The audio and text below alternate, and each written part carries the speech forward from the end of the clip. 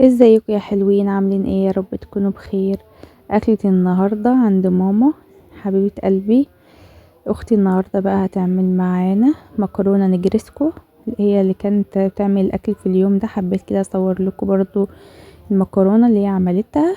هنا دي شاورما كانت في الفريزر مغسولة بالملح والليمون، كانت متلجة ما كانتش فكت، فجبت كده الوok وحطت فيه الشاورما، فطبعا سردت مية كده او نزلت مية عشان كانت في الفريزر.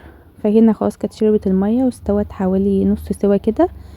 كانت هي بقى مقطعة بصل جوانح وفلفل شرايح كده، وراحت نازلة بالبصل الاول وهتبدأ تقلبه بقى مع الشاورما كده.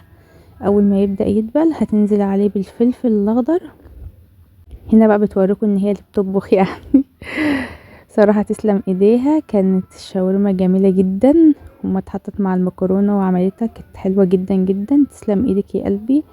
هنا بقى هو نزلت بالفلفل الاخضر. احنا هنا بنحبها بالخضار شوية، ممكن انتي تقللي تزودي كمية الخضار، حباها من غير خضار خالص براحتك. هنا خلاص بدأت اهي في البشاميل، حطيت 5 معالق سمنة بلدي وعليهم 5 معالق دقيق. البشاميل ما يحلش الا بالسمنة، ونزلت بقى تدريجيا كده باللبن. معانا هنا 2 كيلو لبن. حطيت عليهم بقى رشة فلفل اسمر وحطيت عليهم مرقاية، وهتظبط بقى الملح وكده يبقى البشاميل جاهز معانا.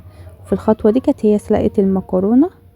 حطت بقى المكرونة كده في الصواني، هنبدأ بقى ننزل عليها بالبشاميل اللي احنا عملناه ونقلبها عشان تبقى كلها جوسي كده في بعضها. لو لسه ما حطيتش اللايك مستنية ايه؟ انزلي بقى حط اللايك كده، شكلك نسيتي. وهنا بقى خلاص المكرونة هتديها رشة كده جبنة موزاريلا، وبعد كده تنزل بالشاورما. هتحطي كده في السرفسين اللي هي عاملاهم، وتنزل بقى بالشاورما. هتقسمها على الصينيتين وتوزعها كويس جدا، وبعد كده تنزل عليهم بطبقة بشاميل تاني. احنا بنحبها كده دايبة في صوص البشاميل. طبعا هي سايباه اللي هو سايب شوية، لان المكرونة النجرسكو بيبقى البشاميل بتاعها سايب مش بيبقى متماسك قوي.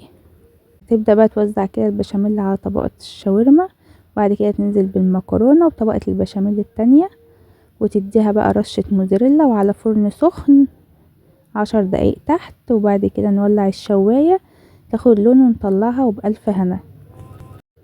لو عجبكم بقى فيديوهاتي دعمونا كده بشير، اعملي بقى منشن لصاحبتك اللي بتحب الأكلة دي وجربيها واعزميها عليها.